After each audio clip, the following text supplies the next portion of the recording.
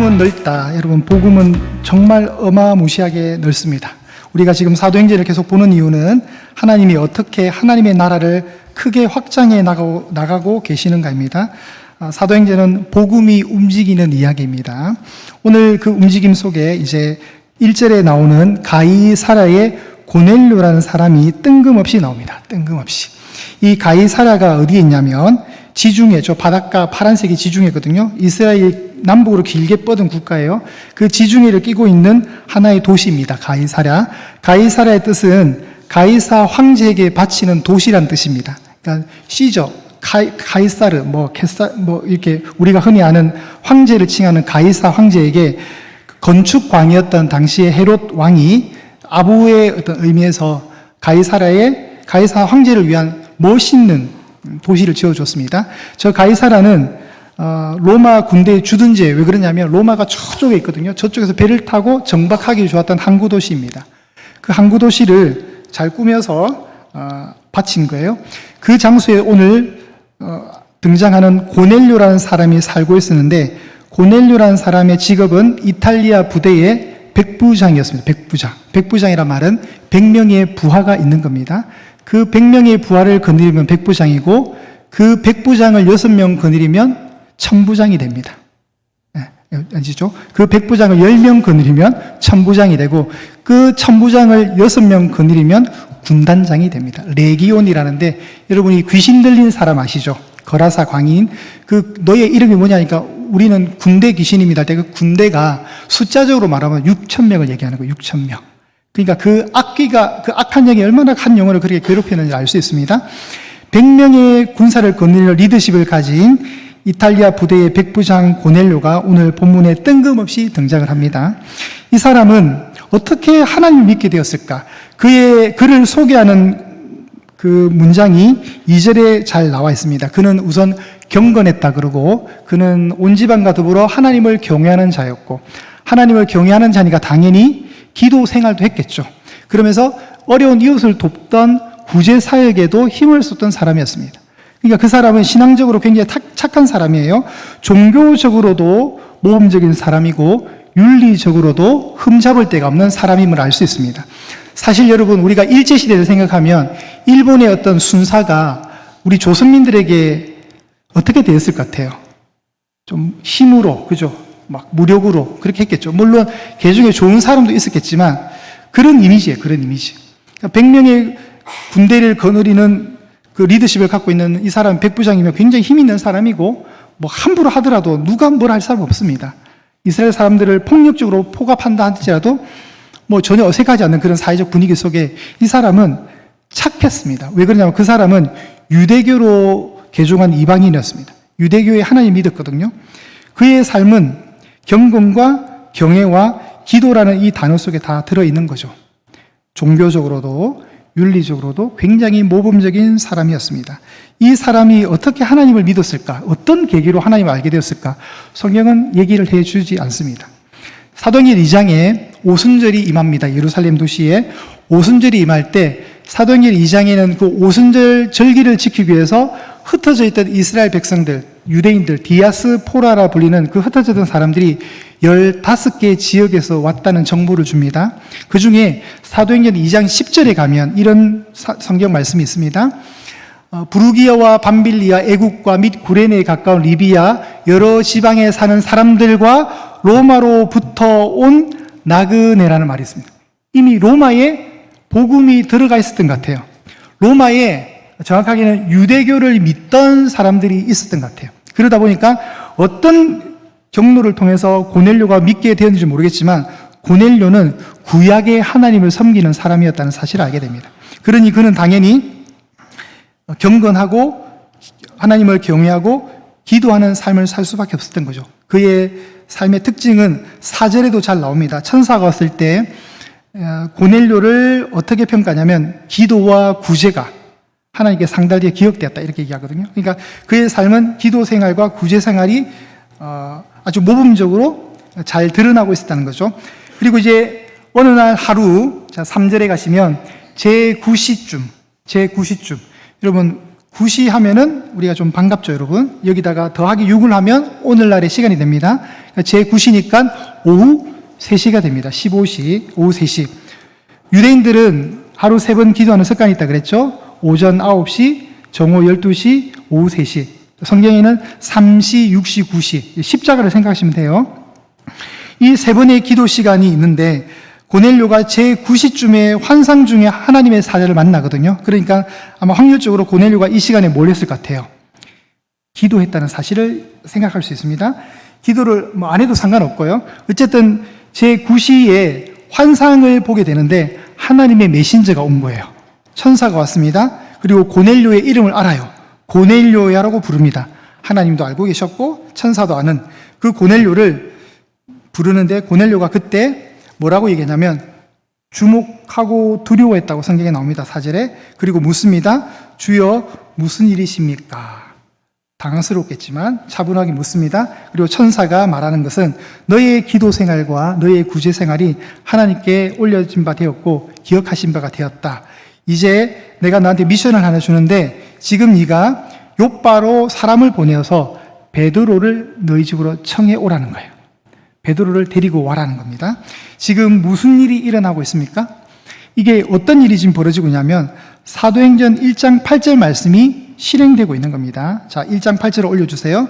오직 성령이 너희에게 임하시면 너희가 권능을 받고 예루살렘과 온 유대와 사마리아와 땅끝까지 이르러 내 증인이 되라. 이게 하나님의 명령입니다. 하나님의 계획은 뭐냐면 예루살렘으로부터 땅끝에 이르는 복음 증거죠. 하나님 나라 확장이죠. 자, 예루살렘에는 복음이 임했습니까? 안 임했습니까? 임했습니다. 그죠? 예.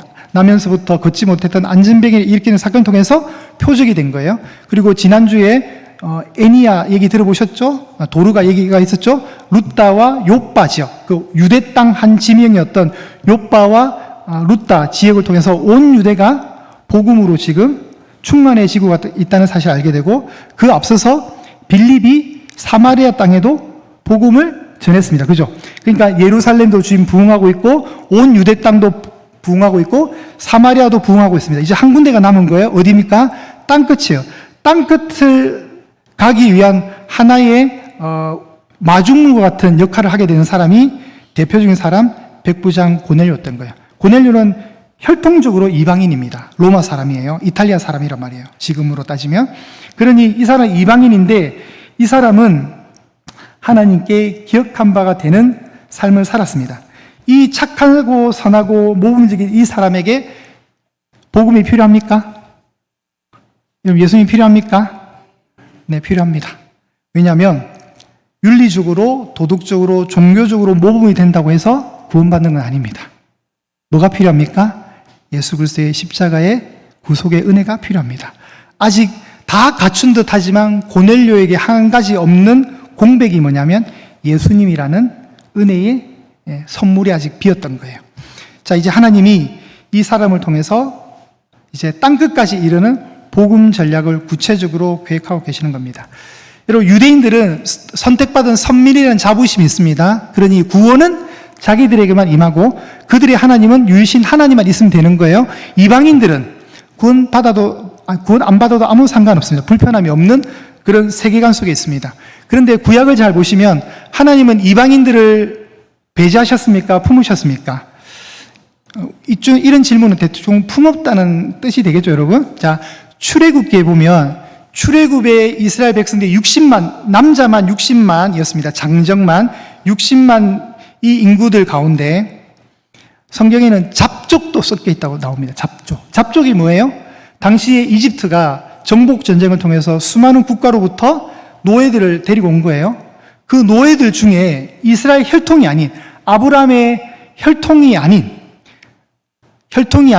그 어떤 사람들이 이상하게 어린 양을 잡아서 문술주에 피를 바르는 걸 보면서 이렇게 하면 산다니까 혹시나 해서 따라했던 사람들이 있었던 거예요. 이 사람들이 이스라엘 사람들이 아니에요. 그냥 이집트로 끌려도 노예적 신분을 갖고 있던 사람들인데 자꾸 하니까 따라한 거예요. 그러니까 어떻게 돼요? 다 죽는데 자기도 살았던 거예요. 그러면서 출애굽할 때 어떤 일이 벌어집니까? 수많은 잡족도 이스라엘 백성들 사이에 끼어서 나왔던 거예요. 그러니까 하나님은 일찍부터 구원을 유대인들에게만 한정짓지 않고 차별 없이 모든 민족에게 열어놓으신 거예요. 그런데 이스라엘은 그걸 잘 몰라요. 그냥 우리만 선택받은 민족으로 착각하는 거예요. 자, 이제 벽이 하나 남았습니다. 이방인에게도 복음이 뻗어가야 돼요. 근데 유대인들 입장에서는 이방인이 무슨 굳이 구원이 필요할까?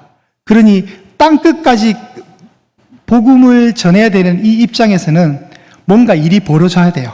그래야 이 틀이 깨져야 하나님이 이방인에게도 복음을 허락하시는구나. 이 깨달음이 필요했던 거예요. 그러기 위해서 필요했던 인물이 고넬료고, 이 고넬료가 스스로 되지 못하니까 하나님이 한 사람을 더 준비합니다. 그 사람이 누구였죠? 자, 성경에 나옵니다. 아까 욥바로 사람을 보내어서 누구를 데려오라 했습니까? 베드로를 데려오라는 거예요. 베드로의 본명이 시몬이잖아요. 시몬이 지금 욥바란 동네에 시몬 집에 있어요. 시몬이 시몬 집에 있는 거예요. 자, 우리 지난주 9장 마지막 절 한번 보실까요? 사도행전 9장 마지막 절. 어떻게 나옵니까? 우리 합독해 볼게요. 9장 마지막 절 43절 시작. 베드로가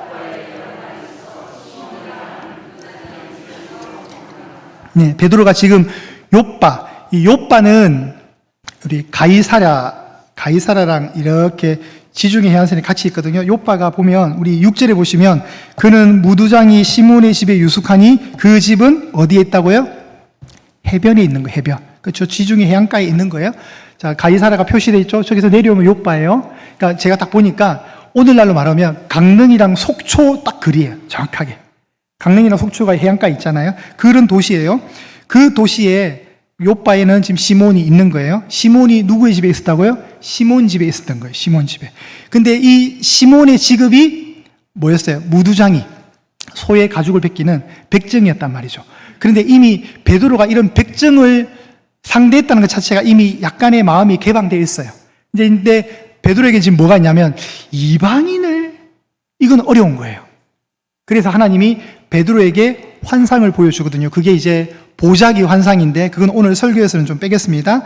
베드로에게도 필요했던 그 고정관념, 베드로가 갖고 있던 그 틀에 박혀 있는 그만의 사고관, 세계관, 그리고 유대인의 세계관을 하나님이 좀 깰 필요가 있어서 고넬료와 만나게 하시는 그 과정이 오늘 본문에 소개가 되어 있는 겁니다. 계속 보겠습니다. 이제 고넬료가 명령을 받고 7절에 보시면 자신이 데리고 있던 하인 2사람과 자기 부하 중에 좀 경건한 한 사람을 불러서 욥바로 보냅니다. 그럼 총 몇 명이에요? 3명이죠. 3명이 욥바로 내려갑니다. 그 다음 날 이제 가다 보니까 하루가 걸리겠죠. 그들이 베드로가 있는 그 욥바의 집에, 시몬의 집에 근처에 다 달아갈 때 베드로는 그때 기도하려고 지붕에 올라가요. 그때가 몇 시였습니까? 네, 시간이 나오죠. 제6시. 그러니까 정오예요, 정오. 정오 12시에 기도하려고 올라간 거예요. 자, 앞에 가이사랴에는 하루 전날 제9시 오후 3시에 고넬료가 기도를 했는지 안 했는지 잘 모르겠지만 아마 기도했는 것 같아요. 그러니까 이제 하나님 사자를 또 만난 것 같고, 하나님은 고넬료의 그 시간을 통해서, 기도 시간을 통해서 임재하셨고, 욥바에서는 제6시에 그 기도 시간을 통해서 베드로에게 환상을 보여주는 이 두 사건이 딱 만나는 겁니다.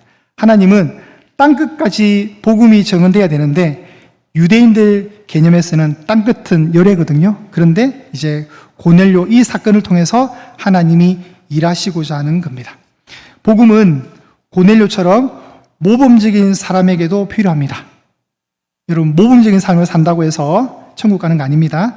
복음이 없는 사람도, 복음이 없이 사는 사람도 충분히 종교적일 수 있고 도덕적일 수 있고 기도할 수 있습니다. 그러나 복음이 없이는 구원을 이룰 수 없습니다. 복음이 없이는 예수님을 만날 수 없습니다. 그러니 다 갖췄는데 고넬료에게 없는 그 공백이 예수 그리스도인 거예요. 그래서 복음은 그 공백을 향해 다가오는 하나님의 선물과 같은 겁니다. 그게 복음입니다. 복음은 모든 민족에게, 모든 사람에게 다 필요합니다.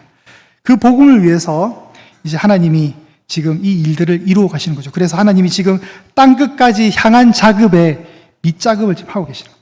섭리하심이 있는 거죠. 오늘 2025년 기준으로 159년 전 사건입니다. 159년 전 1866년 고종 황제 3년차 때 미국의 상선인 제너럴 셔먼호라는 한 배가 평양 대동강까지 들어옵니다. 그때 당시 흥선대원군이 쇄국 정책을 폈습니다. 서양의 문물을 거부하는 거죠.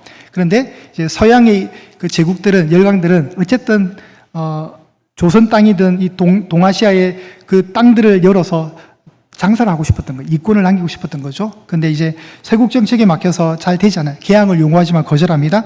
그런 적대적인 상황 속에 있다가 최초로 무력 충돌 사건이 벌어진 것이 제너럴 쇼모노 사건입니다. 미국 상선이 조선 땅에 들어왔고 문호를 개방해라고 할 때 서로 무력으로 충돌했습니다. 그때 한 사람이 토마스 선교사입니다. 토마스 선교사가 조선 땅에 복음을 전하려고 준비하고 있었습니다. 그런데 여차여차해서 제너럴 쇼모노의 통역관이 필요했던 거예요. 그래서 토마스 선교사가 지원을 해서 이제 복음을 전하기 위해서 성경책을 갖고 왔습니다. 근데 이제 서로 막 화살을 쏘고 막 전쟁이 난 거예요. 그때 이제 불타는 배에서 뛰어내려서 토마스 선교사가 성경책 몇 권을 들고 내려왔습니다. 조선 땅에 전해주기 위해서. 그때 박충건이라는 포조를 만나고, 박충건은 당연히 죽여야 될 사람인 거예요. 박충건은 이 외국인을 죽여야 되니까 칼로, 당연히 뭐 창이든 칼로 죽였어요. 죽이고 있을 때 그때 성경책 한 권을 전달하면서 죽어요. 그리고 막 산만한 상황 속에 최치량이라는 12살 꼬맹이가 그 토마스 선교사가 떨어뜨린 성경책 3권을 또 주워요. 주워서 갖고 있다가 박영식이라는 사람이 그 책 한 권을 또 받게 됩니다. 그 꼬맹이가 주었던 그 책 하나를. 그래서 박영식이라는 사람이 자기 집에 들고 왔는데 그때 벽지가 되게 곰팡이로 이렇게 막 안 좋았던 것 같아요. 그래서 성경책을 한 장 한 장 찢어가지고 벽지로 써요. 벽지로 쓰고 토마스 선교사를 죽였던 박충군이라는 사람의 조카가 있는데 이 사람이 이영태라는 사람이에요. 여러분, 제가 지금 자꾸 사람을 설명하지만 시험에 안 나오니까 그냥 지나가다가 흘려 들으세요. 이 조카 이영태가 어느 날 박영식이라는 사람이 성경책을 벽지로 쓰다 했잖아요. 그 집에 놀러를 갑니다. 이영태라는 사람이 박영식이라는 사람이 집에 놀러를 갔는데 그 사람이 한자로 된 성경을 읽게 돼요. 벽지에. 읽게 되다가 어떻게 됩니까? 예수님을 영접하는 기도를 합니다. 그 자리에서 예수를 믿게 돼요. 그리고 그 벽지로 썼던 박영식의 집은 평양 최초의 교회가 되는 널다리골 예배당이 됩니다. 토마스 선교사를 죽였던 박충권 씨는 여차여차해서 시간이 지나서 나중에 장로님이 됩니다. 이런 말도 안 되는 일이 지금 벌어지는 거예요. 그러니까 이게 처음에 어떻게부터 시작되는 겁니까? 토마스 선교사부터 시작되는 거죠. 토마스 선교사가 이 조선 땅에 복음을 전하고 싶었던 거예요. 그래서 기회를 보다가 마침 제너럴 쇼모노 배가 평양으로 간다 해서 탑승을 하게 됩니다. 통역한다는 이유만으로. 그리고 이제 그는 설렘을 가지고 들어갔는데 어처구니 없게 복음 한마디 전하지 못하고 죽게 돼요. 그런데 남겨진 그가 전달될 그 성경책이 어떻게 흘러 여러 사람의 영향을 주면서 교회가 설립되는 거예요. 그리고 159년이 지난 그 은혜의 순교의 피가 저와 여러분에게 지금 그대로 적용되는 겁니다. 놀라운 하나님의 일입니다. 그죠? 그러니까 토마스 선교사가 조선 땅을 밟아서 이 전국 팔도를 다니면서 막 예수님 믿으라고 외쳤던 게 아니라 그가 한 건 아무것도 없어요. 그냥 왔는데 죽었어요. 누가 봐도 이건 참 허무한 죽음이고 시작도 안 해보고 그냥 죽게 되는 어처구니 없는 죽음이지만 하나님은 그 일 자체를 귀하게 쓰신 거예요. 그래서 우리가 이런 얘기를 들으면 참 은혜가 되잖아요. 여러분, 아무나 그 벽지에 성경책 붙였다고 그거 읽고 예수님 영접한 사람이 몇 명이나 있을까요? 근데 하나님의 은혜가 임하니까, 하나님이 필요하니까, 하나님이 조선 땅의 복음화를 위해서 필요하니까 그들을 쓰시더라는 거예요. 아무것도 모르는 그 사람들이 뭘 알겠어요. 그런데 말씀의 그 능력이 그리 강한 거예요. 여러분, 말씀에 힘이 있으니까 이 죄인들을 회개시키는 거 아니겠어요? 벽에 붙은 성경책을 읽어서 갑자기 감동이 오고 하나님의 진리의 영이 임하시니까 그가 갑자기 예수를 영접하게, 아무런 누가 가이드 해준 것도 없잖아요. 그냥 말씀 자체가 능력이었어요. 여러분, 그 은혜가 있습니다. 하물며 우리가 잠언서를 읽다 보면 어떤 은혜가 임할까요? 여러분, 절대 무시하지 마시고 매일매일 읽으셔야 돼요. 네, 읽으십시오. 그 말씀이 한 영혼을 살린 것이고 그 한 영혼이 영향을 받고 주고받고 하면서 조선 땅에 이렇게 수많은 교회가 대한민국에 이렇게 생기게 된 거예요. 그래서 하나님의 일하시면 놀라운 거예요. 고넬료의 일도 너무 놀랍습니다. 어떻게 이래 이방인 로마 사람이 어떻게 하나님을 알게 됐을까? 미스테리한 거예요. 그러니까 그렇지만 누군가의 어떤 영향력을 받았겠죠. 그죠? 그가 이제 다 갖췄는데 한 가지 못 갖춘 그 여백, 복음이라는 그 여백을 메꾸기 위해서 하나님이 베드로를 쓰시는 거예요. 그리고 베드로는 이 고넬료가 회심하는 이 장면을 보면서 뭘 느낍니까? 아, 복음은 차별이 없구나. 복음은 누구에게나 필요하구나. 복음은 나처럼 유대인에게만 한정된 게 아니라 모든 이익에 열려 있는 거구나. 그러니까 베드로가 순종할 수밖에 없는 거죠, 여러분. 그죠? 그러니 복음이 폭발적으로 갔고 사도행전은 복음이 움직이는 이야기라는 사실을 또 한 번 증명해내고 있는 겁니다. 여러분, 사람은 아무리 착해도, 아무리 선한 일을 많이 하고, 아무리 선한 일을 열심히 한다 해도 구원에 이를 수 없습니다. 우리는 예수님 필요하고 십자가가 필요합니다. 성경은 좋은 사람과 구원받은 사람을 철저하게 구별을 합니다. 사람의 선행으로는 아무리 도덕적으로 완벽해 보여도 하나님의 기준에는 이르지 못합니다. 하나님은 딱 한 개만 보십니다. 당신의 아들 예수의 피가 있느냐 없느냐. 여러분이 천국 가셔서 백보자 심판대 앞에 우리가 다 계시록에 다 서게 되거든요. 그때 네가 천국에 와야 된 근거를 한번 대봐. 여러분 쫄지 말고 오늘 설교를 잘 기억하세요. 하나님, 제가 하나님의 아들을 예수님의 피가 있지 않습니까? 그러면 하나님은 아무 소리 못 하세요. 근데 여러분이 그때 답을 잘못해가 저 되게 착하게 살았잖아요. 저 예한교회 가서 다 물어보세요. 얼마나 착했는지. 제가 착하니까 여기 왔죠. 이러면 하나님이 기가 찬다고 다시 돌려보낼 거예요. 그게 근거가 될 수 없는 거예요. 구원을 받은 이후에는 복음의 은혜로 살 때는 선행을 베푸시는 게 맞죠. 그런데 선행이 구원의 조건이 될 수 없는 겁니다. 오늘 성경이 보여주는 것은 고넬료를 통해서 아무리 인간이 윤리적으로 도덕적으로 완벽하게 보인다 할지라도, 아무리 경건하고 하나님을 경외한다 할지라도 복음의 메시지, 복음의 핵심인 예수 그리스도의 십자가 부활이 없으면 의미가 없다는 걸 알려주는 겁니다. 여러분, 예수님이 필요합니다.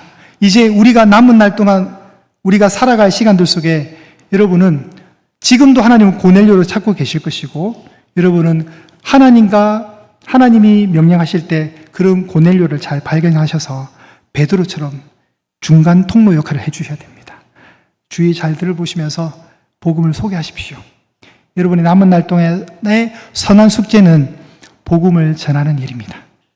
고넬료가 베드로를 만나지 못하면 완벽하게 복음을 이해하지 못한단 말이죠.